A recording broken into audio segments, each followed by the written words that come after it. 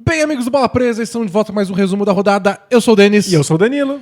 Hoje a gente vai falar de 3 jogos que aconteceram na noite dessa quinta-feira. Os 3 jogos que ficaram defasados no podcast que a gente gravou ontem. Então fica o aviso para vocês ouvirem o podcast que saiu agora cedo, nessa sexta-feira.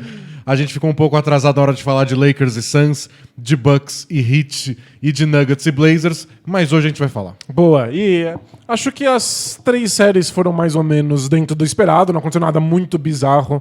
A gente não ficou tão defasado assim. A gente não falou dos resultados, mas acho que a análise não ficou ruim. A gente não foi pego de surpresa por nada. Não teve nenhuma mudança muito drástica. O Heat não aprendeu a jogar de repente. Pior, eles estão desaprendendo, parece. Coitado. A gente vai chegar nisso. Então vai lá, o podcast está aqui no YouTube, ou se você preferir só o áudio, a versão editada, tá no feed do podcast. Boa, você escuta a gente no Spotify ou no seu agregador de podcasts favorito. E se você gosta dos nossos podcasts, saiba que tem muitos podcasts exclusivos para os nossos assinantes. Então conheça os planos de assinatura do Bola Presa.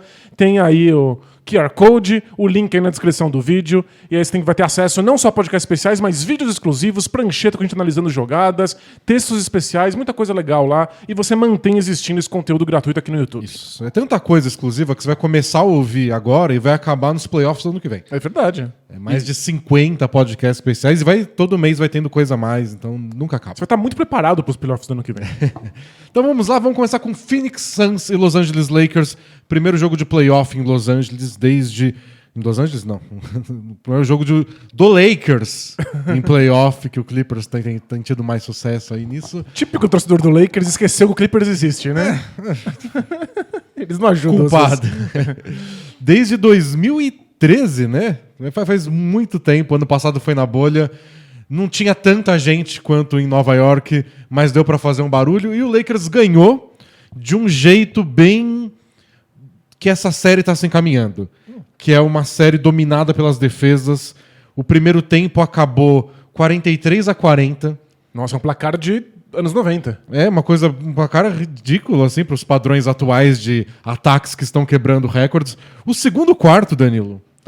O Lakers ganhou o segundo quarto, marcando 16 pontos. Porque segurou o Suns a 12. Então, enquanto você estava ocupado assistindo Blazers e Nuggets jogando a bola pro alto e tudo caindo... Nossa, e ataques frenéticos e super velocidade. Eu tava lá, o aro sendo maltratado. E quanto disso foi defesa e quanto disso foi ataques que não estão no auge da forma? Não, as defesas estão bem fortes mesmo. Legal. Não tem gente ficando livre, ou quem fica livre é porque faz parte do plano ficar livre naquela posição. As duas defesas estão bem... sabendo o que querem, e os ataques estão meio que... não sei o que fazer. Resposta, não é legal? Pelo menos até o terceiro período. Que aí no terceiro período foi quando o Lakers deslanchou. O Lakers ganhou com alguma tranquilidade. Foi 109-95 o placar final. Chegou a abrir um pouco mais de 20 de diferença. Nos últimos minutos o Suns diminuiu para 8. Mas sempre que caiu para 8, o Lakers fez sexta imediatamente depois. Ou seja, o Lakers está totalmente no controle. Né? Não foi um perigo de verdade. Então o Lakers conseguiu deslanchar um pouco o ataque deles no terceiro quarto. E foi com um plano só, que é o LeBron atacar a cesta. Só. E boa sorte tentando segurar isso. E esse era o nosso receio de que ele não estava conseguindo fazer ao longo dessa série. Ele estava tendo que acertar arremessos difíceis, longos, de 2 pontos, fadeaways. Então ver ele atacando a cesta é novidade pra gente. E não é uma o que não é uma novidade é essa crítica ao LeBron. Porque tem momentos dele nos últimos anos, e como a idade tá chegando, a gente sempre fica com receio, e quando tem lesão, com mais receio ainda, que é tipo... E aí, LeBron, cadê aquele gás? Tem um cara mais baixo te marcando, um cara mais lento te marcando. Por que você não tá... se impondo fisicamente. Se impondo. E foi o que aconteceu no começo dos playoffs passados, aquele jogo 1 contra o Blazers, que o Blazers ganhou lá na bolha. Foi meio esquisito. A gente ficou com vários receios sobre a situação física do LeBron naquele momento, eu lembro. E aí, ao longo dos playoffs, o LeBron foi lá e na série contra o Blazers mesmo, ele já tava dominando. Ele parecia o jogador mais forte em quadra, né? As coisas mudam muito rápido. Então, não é a primeira vez que o LeBron tem uns jogos onde ele parece só meio travado. Mas, sei lá, ele acha isso. Em alguns jogos depois, ele encontra essa forma física. E ontem ele tava empolgadíssimo. Ele viu o Jay Crowder na frente dele. Não sei, o Jay Crowder deve ter falado alguma coisa da mãe dele. Acho que certamente estava feliz também de estar no Staples Center, né? Ah, sim, acho que teve uma empolgação de jogar em casa e alívio de ter vencido o jogo passado, de ver as coisas dando certo. E, por outro lado, o Suns pareceu menos empolgado. Porque os 2 primeiros jogos me lembrou outro Lakers campeão, lá de 2009 e 2010, quando enfrentou nos playoffs o Thunder com um bando de moleque de Russell Westbrook com 20 anos de idade. Só imagina. Imagina, né? Pra quem não assistiu. O Westbrook sem a maturidade de hoje. Então, nossa, era o Lakers lá, veterano, campeão, Gasol, Bynum, um time alto, lento. E aqueles moleque correndo louco, com a torcida fazendo barulho. Os 2 primeiros jogos em Phoenix me deram essa lembrança. Tipo, vai ser difícil acompanhar a molecada, né? E ontem não. Ontem a molecada do Suns pareceu mais preocupada, mais do tipo, putz, como é que a gente resolve isso? A bola não cai. Então, e o quanto isso foi efeito Chris Paul braço biônico?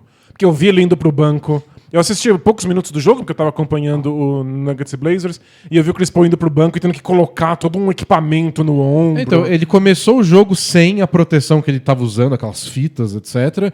E pareceu um pouco melhor no começo da partida, dando arremessos com uma mecânica um pouco natural, mais natural. Mas ele só não jogou bem. Não jogou bem mesmo, então, como é o Chris Paul jogando mal, a gente imagina que tem alguma coisa acontecendo. Então ele ficou em quadra, jogou 27 minutos, mas não foi aquele Chris Paul. E essa é a diferença, né? Quando a gente fala que o Suns já tinha acordado na bolha antes do Chris Paul chegar, o Chris Paul é o cara que estabiliza as coisas. Então é um time que já podia ser bom, provavelmente já ia para os playoffs mesmo sem ele, mas não sei se em segundo. Ele maximizou uma série de transformações que já haviam ocorrido em Phoenix, né? Tirou o time do buraco em jogos difíceis, deu arremessos importantes em fins da partida. Dá confiança para um time que ficou famoso por derreter quando chegava no final de jogos. E ontem foi isso. Ontem o Suns perdeu o controle da partida no terceiro quarto porque eles não conseguiam fazer cesta. E do outro lado não tinham resposta pro LeBron James. E eu separei as cestas do Lakers no terceiro período pra gente ver, porque é um número muito impressionante. O Lakers fez 58 pontos no garrafão na partida. É muita coisa. Contra 38 do Phoenix Suns. 20 pontos de diferença no garrafão. Uau. O que é fundamental, porque nenhum dos dois times está acertando muita bola de 3. Se você não está arremessando bem, pontos no garrafão e de lance livre são as respostas naturais. Ontem, pelo menos, o Jay Crowder acertou sua segunda bola de 3 na série. Então, parabéns pra ele aí que não parou de tentar. Que bom, né? Acredite nos seus sonhos. Mas por um jogo que está sendo decidido tanto no garrafão, é só o Lakers que tá pontuando. O Lakers e o DeAndre Ayton. O resto do Suns não pontua no garrafão. O DeAndre Ayton pontuou. O Ayton fez, de novo, ótimo aproveitamento, 11 de 15, mais 4 turnovers e defensivamente ele foi um pouco mais exposto que nas outras partidas. Se o Lakers está atacando o garrafão, o Ayton acaba se tornando muito mais necessário. Defensivamente, a gente vai ver as falhas dele. Ele não é um excelente defensor, né? E geralmente a gente fala de pontos no garrafão só e não dos arremessos tentados. Em bandejas, bolas enterradas, bolas arremessadas embaixo do aro, o Lakers acertou 25 de 40. O Suns tentou 21. Nossa. Então o Suns, quando já arremessou no garrafão, não foi nem coladinho a cesta. E acertou 12. Então é um aproveitamento baixo, tentando poucas bolas. Tentando metade das bolas Metade do que o Lakers arremessou. Eles tentaram que o Lakers converteu. E o Lakers bateu mais lance livre, então foi... É difícil. O Frank Vogel disse, né, o técnico do Lakers, que ia usar mais o Marc Gasol do que o Montrezl Harrell nessa série, apesar do Harrell ter pontuado bem, porque ele queria fazer a altura do Lakers, o tamanho, fazer a diferença nessa série. E tá dando. E foi o que marcou um diferencial do Lakers nos playoffs passados, o fato de que eles eram sempre mais altos do que o adversário. E mesmo quando eles podiam se dar o luxo de não estar com pivô, e colocar o Anthony Davis no garrafão, o time adversário em geral não tinha pivô nenhum. E aí eles eram mais altos. E nas alas você tá usando, sei lá, o LeBron e o Kuzma, que ofensivamente não tá jogando tão bem, mas ontem ele defendeu muito bem, pegou vários rebotes de defesa e de ataque. Então, e ele é grande. Sim. Então o Lakers tá sempre apelando pro tamanho. Bom, vamos ver os lances do Lakers. Foram 13 arremessos que o Lakers acertou no terceiro período, os 13 dentro do garrafão. Nossa, que desastre pro Suns. Então eu separei quais foram essas 13 cestas e como o Lakers conseguiu invadir o garrafão. Vamos ver. Aqui é o comecinho do terceiro quarto e é o que o Lakers gosta de fazer, um pick and roll LeBron e Anthony Davis, com os outros 3 jogadores do outro lado da quadra, para ter esse espaço todo para o LeBron poder atacar, passar para o Anthony Davis, decidir na hora o que fazer. E aqui ele passa pelo Michael Bridges, fica de frente com o Crowder, e aqui é o que a gente espera do LeBron. Ataca. Então, Você é maior, mais forte, melhor, até aqui mais tudo bonito. bem. Inclusive, é a defesa esperada contra o LeBron fazendo um corta-luz. É. Ter alguém preparado aí na cobertura. Mas como você disse, o LeBron deveria ser só melhor do que isso. É. E ele Então, e aqui a gente começa a ficar, tipo, ó. O Lakers abriu todo mundo pra esse lado, quer dizer que o Ayton tá desse lado. E o LeBron vai pra esse lado e enterra onde deveria estar o Ayton na cobertura. É porque que o Ayton não tá dentro do garrafão o tempo inteiro, né? Ele tá. Mas ele dá um passo pra trás e não contesta. Então, essa aqui foi tipo, o Ayton devia ter saído um pouco antes. Talvez cedesse um passe pro Drummond, talvez. Mas aí é papel do Bridges vir aqui e... Sim, mas é o passo que o Ayton deu pra trás não impediria um passe pro Drummond. Então, ele só não fez nada. Essa é a pior coisa que você pode fazer na defesa, é nada. Aqui dessa vez é o LeBron com um pick and roll com o Drummond. Dessa vez é o Crowder marcando ele, não o Bridges. O Anthony Davis estava na linha de 3 pontos, agora correu pra sexta. É. E aí ele pode atacar o Ayton, decide dar um arremessinho de meia distância, ainda dentro do garrafão, por isso conta como ponto no garrafão, tá arremessando daqui. Tudo bem. É melhor tomar um arremesso desse que uma bandeja do LeBron, mas foi muito fácil. E tinha Drummond e o Anthony Davis embaixo da cesta para um rebote de ataque. É. Então se ele errasse, dificilmente essa bola ia nas mãos do Suns. E aqui começa os dramas do Suns não fazer cesta. Porque o Lakers pega um rebote, ataque em transição, os matchups todos esquisitos, o Ayton tá marcando o LeBron aqui fora, o LeBron só espera, o Anthony Davis recebe a bola. Aí a defesa do Suns começando a quebrar. Do tipo, se o Ayton tá aqui, quem tá marcando o Anthony Davis? O Crowder ainda tá passando do meio da quadra. O Devin Booker, por algum motivo, fala, ok, eu vou contestar o perímetro, e ele dá um passo pra frente justo quando o Anthony Davis passa nas costas dele. Zero comunicação. É, O Lakers já abriu 9. deu tudo errado. De novo, pick and roll. Dessa vez, o Lakers não abriu esse espaço todo, o Caldwell Pope tá aqui, mas é um pick and roll. Anthony Davis, LeBron, pra atacar o Jay Crowder. Ele ataca o Jay Crowder de novo. E agora acha aquele possível passe pro Drummond. Né? O Drummond, o Ayton agora pula no LeBron. E ele acha o passe pro Drummond. O passe é muito bom. É rápido, é preciso, é na mão do Drummond, não precisa esticar a mão pra receber. Mas tem 3 jogadores do Suns aqui, né? O ideal seria alguém dar um tapa, alguém atrapalhar. Alguém fazer falta. É, O Drummond não é um bom cobrador de lances livres. longe disso. Aqui, turnover do Booker, contra-ataque. E esse é contra-ataque, o Lakers termina no garrafão. É 3 contra 2. Eu vi essa jogada e achei que o passe ia ser pro LeBron, mas pro Anthony Davis é tão mais fácil. Ele tá tão mais alto que qualquer defensor, né? E aqui, de novo, transição de um erro do Suns. O Nossa. LeBron só ataca a cesta. Muito inteligente o Anthony Davis de... Na hora que ele tromba com o Ayton, ele também bota um pouco do corpo Ele põe o corpo na frente pra dar espaço pro LeBron. pra atrapalhar o Ayton. Mas assim, o Ayton também chega tarde, a cobertura chega tarde. O Cam Johnson tá aqui, deveria ter fechado o garrafão Mas é muito antes disso. que foi em transição, né? Aí É transição. é difícil a defesa conseguir se comunicar. Todo Outra correria aí. ó. De novo, o Suns não consegue fazer cesta, o Lakers pega a bola, dá pro LeBron, e o LeBron só mira o garrafão e o Ayton tá no meio da quadra, né? Então... E de novo o Anthony Davis, ao mesmo tempo, abrindo espaço pro LeBron e posicionado pro rebote ofensivo. Ó, vamos ver de novo essa do DeAndre Ayton trotando? Porque Dá um a jogada não vai envolver ele. Mas olha o Drummond passando no pique. Olha lá. E aí o Ayton ficou batido. Então se tivesse um rebote ofensivo, o Drummond tinha vantagem. O Ayton tem que ser mais ativo. Mas também, que isso aí. o Ayton jogou 41 minutos no jogo, né? Tipo, deveria estar cansado. E agora bloqueio do Anthony Davis pro LeBron. Não tem uma troca, que é o que tava... Até agora tava sempre tendo troca, né? E o Crowder ficava no LeBron quando o Bridges parava no bloqueio. O Ayton não foi pro LeBron. E aí quando o LeBron percebe isso, Ele tem um caminho pra cesta. tem um caminho pra cesta, aí o Bridges ainda cai no chão. E aí é pra matar, né? Quando começa a dar errado, mais a mesma bola. O Ayton marcando o Anthony Davis, bloqueio do Anthony Davis. Vamos ver se o Ayton agora ajusta. Agora ele ficou no meio do caminho, que é uma boa ideia. Nessas Você bolas, fecha o corredor, mas você não perde de não vista. deixa o Anthony Davis tão livre. O LeBron, mas está sendo marcado pelo Devin Booker, que é bem mais baixo. Ele acha o Anthony Davis, que faz a finta no DeAndre Ayton, parece que ele vai arremessar, o Ayton dá uma trombadinha, é falta e cesta. Então, acho que essa foi a melhor defesa do Suns que você mostrou nessas posses de bola. E aí o Ayton caiu na finta e estragou tudo. Agora o Schroeder. Ele só baixou a cabeça e foi. Isso o Schroeder sabe fazer, né? Mas, mais uma vez, eu entendo o receio. Mas olhem só o DeAndre Ayton. Ele tá com o pé no garrafão. Ele nem faz sinal de que vai contestar. Ele né? é o único jogador grande do Suns em quadra.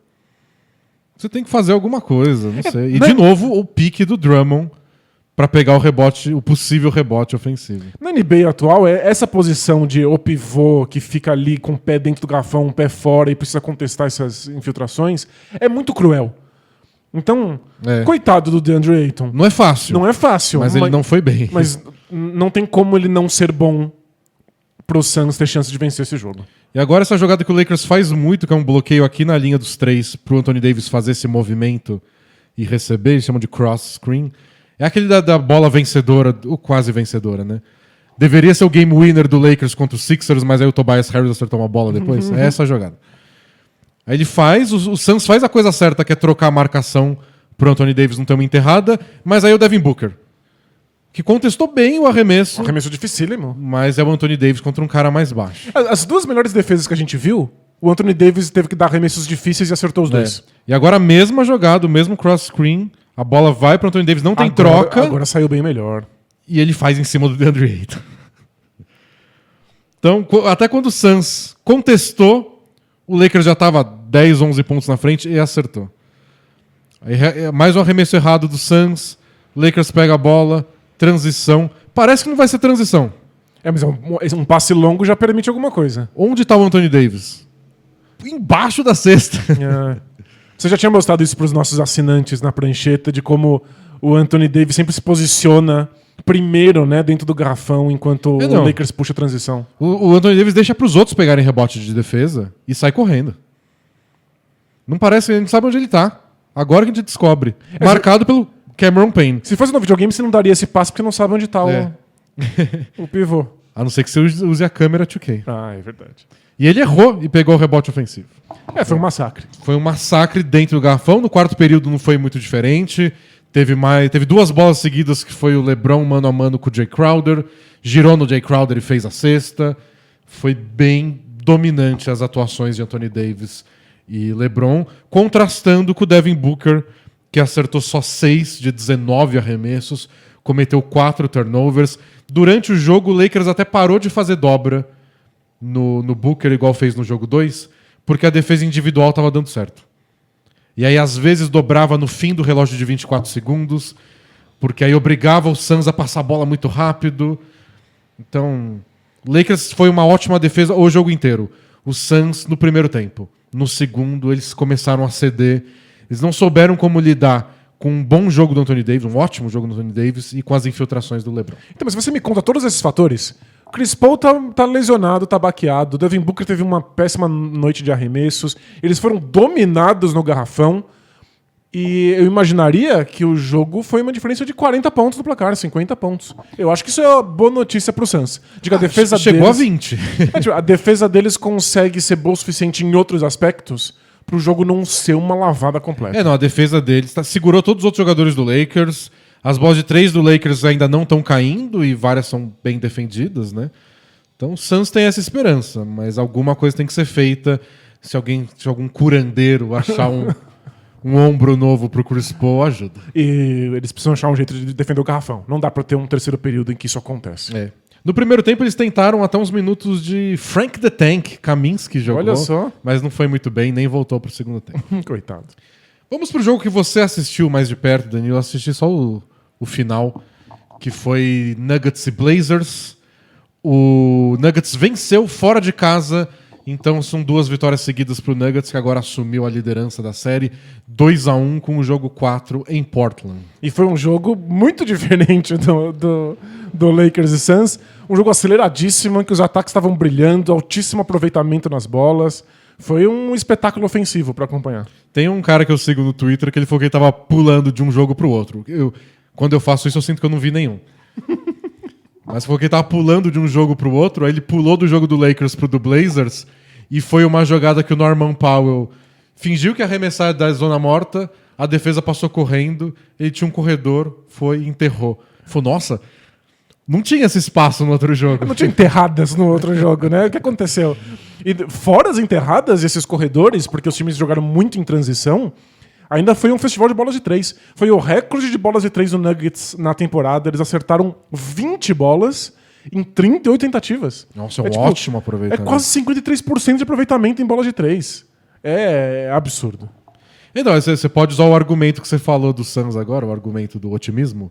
O Blazers, por pouco, não ganhou uma partida em que o Nuggets acertou 53% de bolas de 3.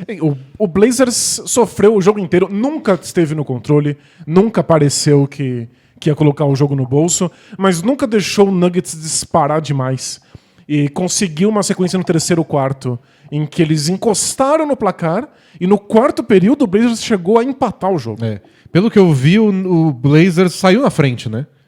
Tipo, no primeiro período eles estavam na frente, aí o Nuggets fez tipo um 14-0, assumiu a liderança, e o Blazers foi empatar só na metade do quarto período, quando o Carmelo fez umas 3 cestas seguidas. Então, o Blazers dependeu dessas sequências para conseguir alcançar, porque o Nuggets estava acertando uma quantidade absurda de bolas de 3.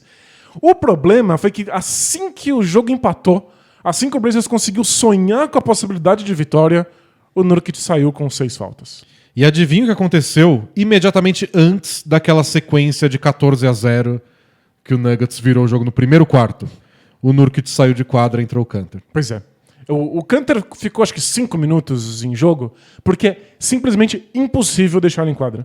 Defensivamente, ele é um alvo. O Jokic deita e rola, todo mundo quer atacar ele, então tipo, ele não consegue defender.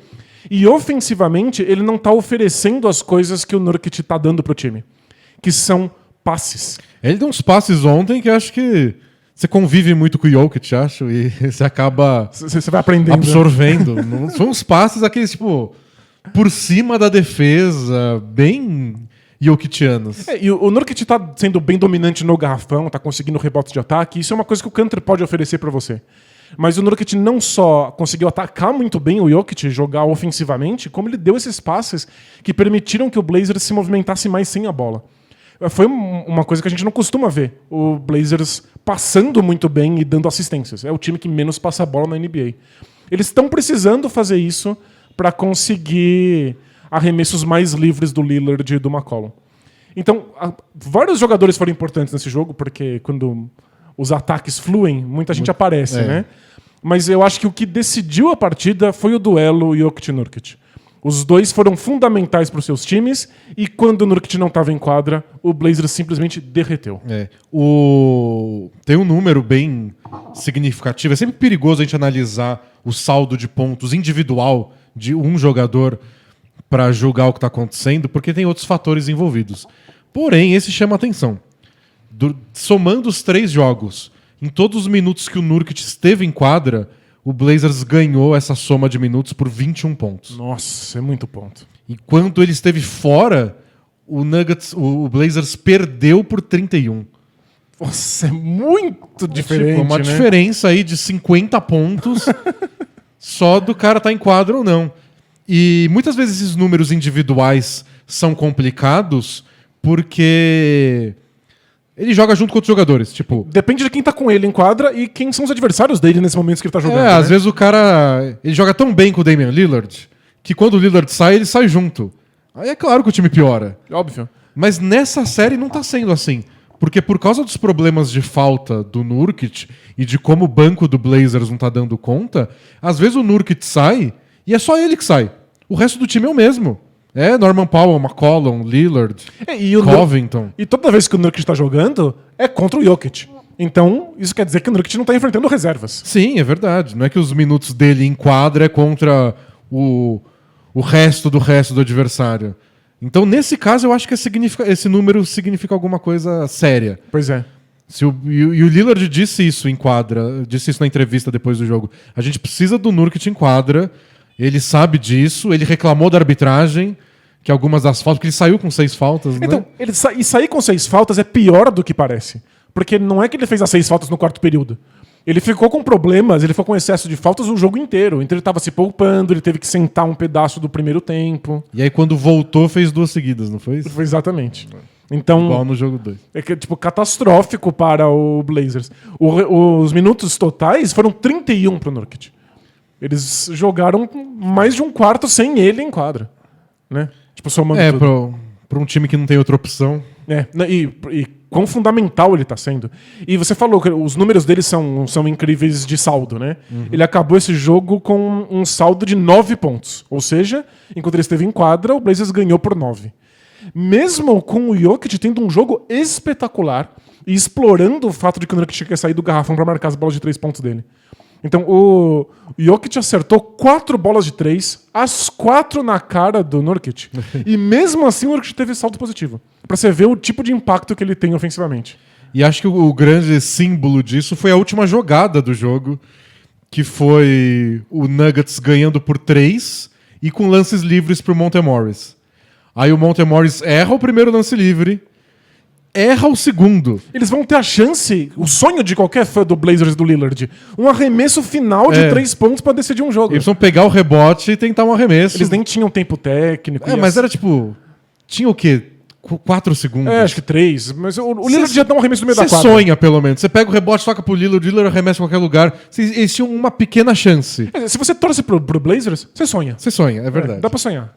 E aí o Monte Morris erra os 2. Era só acertar um dos 2 e o jogo acabou. Porque era 4 pontos, não tem cesta de 4. Ele errou os 2. O Jokic pegou o rebote no meio de Covington e sei lá quem tava marcando ele, que era muito pequeno. Era tipo, se o Nurkic estivesse aí, ele pegava o rebote, a gente tinha uma chance. Nem que seja uma chance de arremesso espírita lá jogando pro alto. E é claro que se ele tivesse em quadra mais tempo, eles talvez não tivessem dependido desse lance livre errado. Mas o simbolismo do Jokic gigante pegando o rebote no meio de 2 pequenininhos do Blazers é tipo... Porque falta alguém aí, falta alguém. Como o Kanter não estava dando conta, o Blazers desencanou. Se o Nurkic não tá jogando, eles usam o Robert Covington de pivô. Então eles estão jogando com 5 arremessadores abertos. E tentam tirar proveito disso. Exato. Às vezes funciona. Né? É difícil marcar o Lillard, pressionar o Lillard. E você coloca o Jokic numa posição desagradável, né? Tipo, quem que eu marco? Então, funciona e o ataque do Blazers saiu muito bem. A questão é, se você não consegue dar conta defensivamente num dia em que o Nuggets acerta 20 bolas de 3, já era. Jogo perdido. E aí eu separei pra gente ver algumas jogadas do duelo do Nurkic e do Jokic, pra gente ver o tipo de impacto que o Nurkic traz em quadra. Vamos ver. Aqui é o Aaron Gordon marcando o Damian Lillard, que foi um duelo esporádico. O Nuggets escolheu os momentos, né, pelo que você falou. Agora que o Blazers está encostando no jogo aí no terceiro período, o Aaron Gordon resolveu pegar para esfriar o Lillard. E depois, quando o Blazers empatou no quarto período, o Aaron Gordon também assumiu. E ele forçou o Lillard a uma bandeja acrobática, mas tá aí o Nurkic. Então, e tem outra coisa. Lembra que você falou que o Lillard disse que quando fosse marcado pelo Aaron Gordon, tava tudo bem, porque agora ele sabia o que fazer? Ele acha uma solução. Então, ele achou mesmo. Ele infiltrou contra o Aaron Gordon todas as vezes, e as vezes que ele errou, o Nurkic tá aí pra pegar rebote ofensivo. Essa foi impressionante. Porque aqui ele usa o bloqueio, né, do Nurkic pra ver... É um handoff, né? Aí o Gordon fica aqui. Olha quão bom é esse corta-luz, né? Absurdo. E aí tem espaço pra arremessar na cara do Jokic. E como tem Jokic e Gordon aqui, são 3 caras mais baixos pra tentar segurar. O Nurkic atropela o coitado do Monte Morris aqui, né? Ele nem percebeu que o Monte Morris existe. Tipo, Monte Morris, faz o box out, coloca o corpo. Infelizmente. Que corpo? Ele... Trator. E aí erra 2 bolas ainda pra ficar ganhando estatística. Aumentar os números. Olha ele de costas pra cesta contra o Millsap. Ele pega mais rebote. E isso é sem o Jokic em quadra. Essa é pra aumentar o saldo dele mesmo. Quando o Jokic não tá em quadra, o plano é o Nurkic. E olha esses passes. Isso não é o Jokic. Esses passes de frente pra cesta, né? No perímetro. Que é o que o Jokic faz, é exatamente isso. Ele atrai o pivô adversário pra linha dos 3. O garrafão fica livre. O garrafão fica livre e alguém corta do perímetro em direção à cesta. E você tem que dar um passe muito preciso, na hora certa, no lugar certo. E olha, o passe é perfeito. E o Covington foi meio Jamoran aí, né? Se eu posso enterrar de costas, por que não? Por que não? As crianças gostam. E aqui, ó, acionando o Nurkic de costas pra cesta. Olha esse passe, sensacional. E é o Lillard tendo a oportunidade de não ter a bola nas mãos na criação da jogada e podendo infiltrar e enterrar. E aqui é o Campasso, até colado nele pra contestar. Mas você tem 1,5 m, o Lillard vai até pra enterrada. E a escolha do Nuggets foi deixar o Aaron Gordon na cobertura do Lillard sempre que possível. Isso porque ele não conseguiu nem ter tempo de pular. É. Esse passo eu achei o mais bonito. Esse foi o mais Jokiciano do Nurkic. Que não tem nem como o jogador balãozinho. desperdiçar a bola, porque ele já vai na ponte aérea mesmo. E olha ele se virando e aí criando o corta-luz pro Lillard. E é legal o Jokic percebendo meio segundo depois o que ele deveria ter feito. Tipo, agora tem que dar um passe. E aí ele acaba a jogada colado no Lillard, mas... E a frustração dele, né? É uma situação difícil pro Jokic, ter que sair toda hora do garrafão pra marcar pick and roll. É um matchup difícil pra ele na defesa. E aí ele recebendo a bola no pick and roll do Lillard, que mostra como não dá pra dobrar no Lillard nessas horas, porque o Nurkic pune, né? E essa aqui eu acho que o Blazers tem feito muito bem. Que é quando o primeiro jogador, que é o Austin Rivers, fica no bloqueio, ele tenta se recuperar e o Jokic está colado aqui para atrasar. Isso, é assim que o Nuggets compra tempo para sua defesa se ajustar. Mas tanto o Lillard como, nesse caso, o McCollum não desistem de atacar o Jokic. Ó. Bate a bola, contorna, e aí aqui achou o ângulo, e aí passou pro Nurkic. Porque marcado pelo Campasso é como se não tivesse ninguém. Antes o Campasso estava no caminho para a cesta e talvez ele cavasse uma falta de ataque, né? E aqui a gente vai ver o Jokic punindo o Nurkic por ter que sair do garrafão. Acontece de um lado, acontece do outro, né? Se o Jokic não quer sair do garrafão para marcar, o Nurkic também não quer. E aqui no caso do Jokic, ele mesmo arremessa. Se precisar. E ó, já são 2 bolas de 3 na cara do Nurkic. Agora a terceira. Mais uma. A gente viu a bunda do árbitro ainda. Parabéns pro diretor de câmera. Mais uma. Ele arremessa tão alto que... Tanto faz, né, quem é o defensor na frente ele dele. Não percebe. Não tinha muito que o Nurkic fazer nesses arremessos. E imagina como é que você consegue um saldo positivo com o Jokic acertando 4 bolas de 3 pontos nessa cara. Mas é o duelo que tá decidindo essa série. É o duelo que a gente esperava que seria legal. E tá sendo. E legal que os 3 jogos até agora, tanto o Lillard quanto o Jokic estão fazendo o que se esperam deles. 40 pontos. O Jokic já com pelo menos 35, acho que nos 3, não foi? O 35, 36? Algo assim, 34, sempre nessa área. Nesse jogo foi 36 pro Lillard, 37 pro Lillard, 36 pro Jokic, né? Meio que os dois estão fazendo os pontos que se espera e tem outros pequenos ajustes que estão decidindo. E a defesa do Blazers, como esperado, acho que está pesando mais, especialmente nos minutos sem Nurkic. Ou seja, não é uma surpresa, tá acontecendo muito do que a gente especulou antes da série começar. Foi um jogo bom nas bolas de 3 do Nuggets, mas se você tomar 20 bolas de 3 pontos, você como defesa tem alguma responsabilidade nisso. E olho pro próximo jogo a questão das faltas. O Nuggets bateu 27 lances livres contra 13 só do Blazers. O Lillard estava batendo um monte de lances livres nos 2 primeiros jogos, bateu acho que só 2 ontem. E as entrevistas de todo mundo no pós-jogo foi para reclamar disso. De que como o jogo tá físico, mas só marcam pra gente. E sempre nessa briguinha aí, e sempre que tem pressão nos árbitros, os árbitros vão ter que olhar mais pra isso, vamos ver se eles cedem ou não. E por fim, acho que vale falar do Austin Rivers, porque ele não estava no time até outro dia, foi contratado às pressas pro lugar do Jamal Murray, e no estilo até faz sentido, virou titular. Ontem fez 21 pontos, incluindo 3 bolas de 3 nos últimos 4 ou 5 minutos de jogo, que foram decisivas. E é daquelas pra torcida do Blazers ficar... Sério? O que você vai fazer contra isso? Mas o Austin Rivers é assim, tem dia que ele não erra. Como torcedor do Rockets, que teve Austin Rivers no time por tanto tempo, é compreensível que o Austin Rivers seja um sexto homem de qualquer time da NBA. Porque tem dias em que ele é imparável, é que tem dias que ele não contribui nada. Mas não faz sentido, ele não tem emprego. Não faz sentido nenhum time estar interessado. Né? Foi muito estranho, né? É que o Knicks achou ele meio redundante, talvez, com o Derrick Rose, acabou sendo dispensado. Pode ser. Mas tá ajudando bastante. E num dia que a defesa do Blazers não deu conta das bolas de 3, o Austin Rivers se aproveitou disso e foram as bolas que acabaram dando a margem que o Nuggets precisava, né? Vamos pro último jogo, então, que é Milwaukee Bucks e Miami Heat.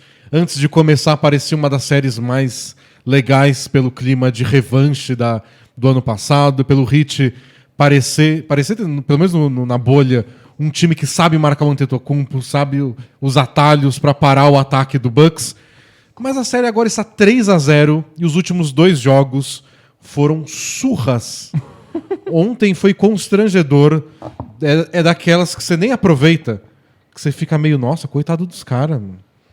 Dá vontade de dar um abraço. Né? Ou de para o jogo, só acaba.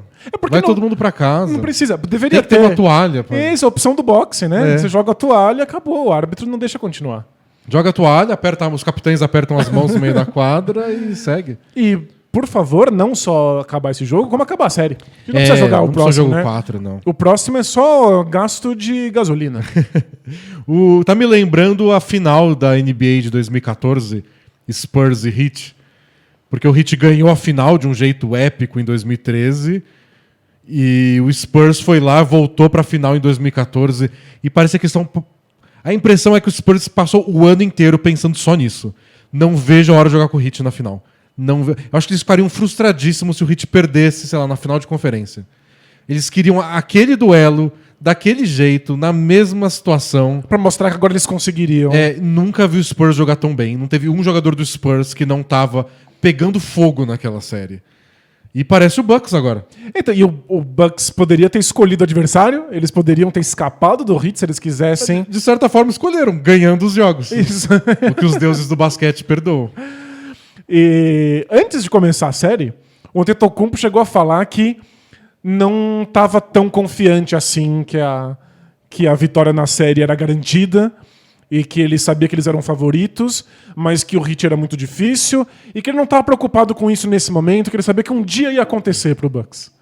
E ninguém sonhava, pelo jeito, nem o Antetokounmpo com um atropelamento de caminhão desses, né? O primeiro jogo foi difícil, prorrogação, um jogo brigado, depois não tem resposta. O Heat parece que não sabe o que fazer. Eles não conseguem acertar arremesso de um lado, não conseguem parar o Antetokounmpo do outro. E não conseguem parar o Chris Middleton e o Drew Holiday. E quem mais você escolhe? O Patrick Connaughton arremessando bola de 3 a hora que bem entender. Tá difícil. Tá. Os números do primeiro quarto são constrangedores. E são vários números constrangedores diferentes. Primeiro, o Heat passou uma sequência de 9 minutos no primeiro quarto fazendo 8 pontos. Nossa. Então você estava ali surpreendido com o 16-12. O 16-12. O Heat conseguiu ser pior do que isso. Forte defesa do Bucks, óbvio, mas o ataque do Heat está disfuncional. Foram os 9 minutos com menos pontos na temporada inteira. Nenhuma sequência de 9 minutos foi tão ruim assim. Nossa. Catástrofe. Chegou uma hora no segundo quarto que eu tava vendo, pensando, o Heat vai acabar o primeiro tempo com 22 pontos. Sei lá. Aí eles conseguiram fazer uns pontos no final e teve um placar mais razoável, mais razoável para 2003. Nossa, foi terrível. Mas primeiro quarto, o Heat conseguiu pegar 10 rebotes. O Bucks pegou 22 rebotes. É que é tanto arremesso errado. Tem muito rebote disponível, né? Em lances livres, o Heat cobrou um lance livre no primeiro quarto inteiro. O Bucks nem precisou cobrar tanto porque estava acertando um monte de bola de 3. E mesmo assim, acertou 5. Então, todos os números mostram que o Heat... Não tem um número que... o Heat não tá acertando, o Heat não consegue cavar falta, o Heat não consegue pegar os próprios rebotes, não consegue pegar os rebotes do adversário. Teve uma sequência em que o Bucks pegou 5 rebotes de ataque consecutivos. Nossa. Quer dizer, 4 rebotes consecutivos e aí deu 5 posses de bola, né? E aí fez a sexta. Então, desastroso. Eu separei pra gente ver as jogadas desse primeiro quarto pra entender como foi. Porque foi quando acabou o jogo, né? Depois disso foi uma mera formalidade. Correria já, porque o Heat acabou de errar uma bola. O Heat acertou 26% dos arremessos no primeiro quarto. Então, O DiVincenzo errou, rebote ofensivo. Drew Holiday infiltra, passa pra trás. Brook Lopes errou, rebote ofensivo. Chris Middleton, você consegue. Mais um rebote. Antetokounmpo. E o Heat era tão bom nisso, né? Em parar contra-ataque. olha o impacto. É muita coisa, é muito... O que o Bobby Portis vai fazer? Airball, mas tudo bem. É Tá mais perdoado. um rebote de ataque. Gira de novo. Vamos tentar outra vez. E o Drew Holiday tá tão bem nesse mano a mano, né? Ele tá passando por quem ele quer. Olha isso. E PJ Tucker, Drew Holiday, Bobby Portis, eles são muito dominantes no garrafão.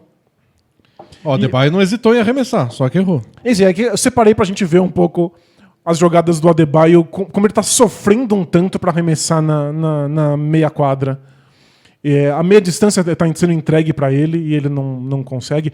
Olha o tipo de arremesso Então, que o mas Duncan Robinson se viu obrigado a fazer. essa é uma jogada que deu muito certo na bolha no passado.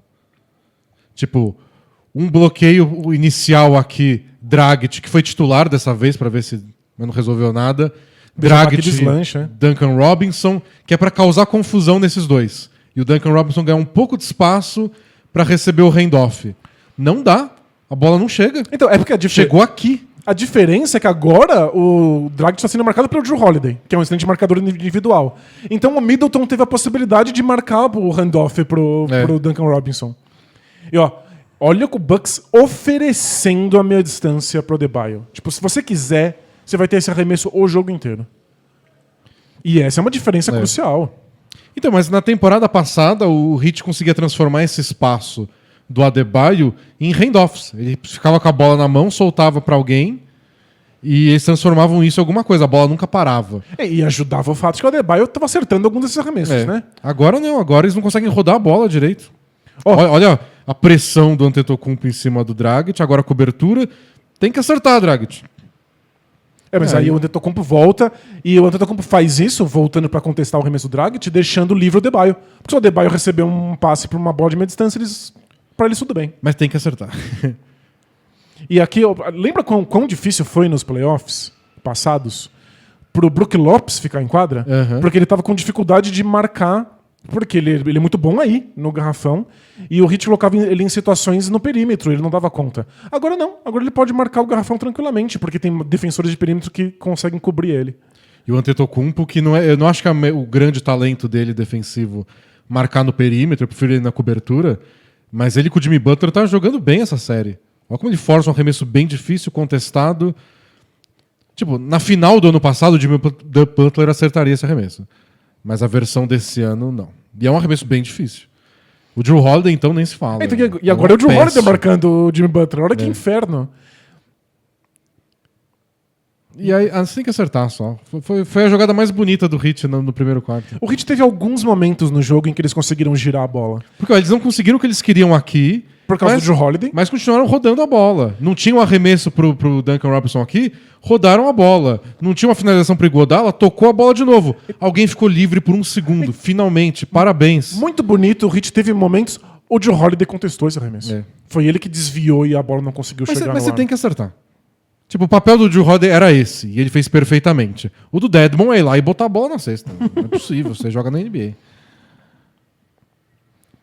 E o Tyler Hero já desistiu, Tyler Hero esse ano. Então, mas ele que aproveite bem off-season dele pra resolver seus problemas, mas ele olha a foi diferença. contestadíssimo. Olha a diferença que faz você ter o Drew Holiday e o PJ Tucker defendendo no seu time. Não sai mais um arremesso completamente livre. E aqui é o Adebayo não ganhando um duelo individual com o Bobby Portis. Aí você só... Vamos para as férias, Miami Heat. Então tem muito no Heat que não tá dando certo, muito do Heat que acabou regredindo da temporada passada para essa, o elenco que ficou mais fraco, eles estão sentindo falta de uma série de peças que não estão mais aqui, mas eu acho que a defesa do Bucks simplesmente é melhor. Não, a defesa do Bucks é impecável e tá botando uma lupa em todos os problemas do ataque do Heat. Exato. Então, ter PJ Tucker, ter Drew Holiday para poder liberar o Middleton para não ser o único defensor do time, transformou tudo. Agora o Heat não consegue mais fazer essas movimentações de bola e sair com alguém livre. Sai com alguém contestado. E aí eles E não aí é um dão arremesso conta. difícil atrás do outro. E agora tá acumulado já com a frustração, com o fato de que na defesa eles não estão conseguindo segurar ninguém. O Drew Holiday no mano a mano. Imparável, Ninguém né? fica na frente dele. Ele é imparável. E especialmente em transição. E tem muita transição quando você pega 22 rebotes num quarto e teu adversário pega 10. Não, vendo esses jogos do Bucks contra o Heat e vendo o Nets atropelar o Celtics, como essa série vai ser legal. Vai ser incrível, né? Nossa, Bucks e Nets. Calhou de que eles vão se pegar aí na semifinal. Nossa, os Sixers vai só assistir. Ver quem sobreviver, a gente pega. Nossa, vai ser imperdível. né? Porque vai acontecer, né? Vamos ser sincero. Mas o Bucks melhorou muito e agora acho que eles finalmente podem não só deixar o Heat pra trás, mas deixar pra trás qualquer medo de que eles não vão ter sucesso nos playoffs. E agora eles são um dos grandes favoritos. Mas vamos enfrentar outro dos grandes favoritos ao título na próxima rodada, se tudo seguir o caminho esperado.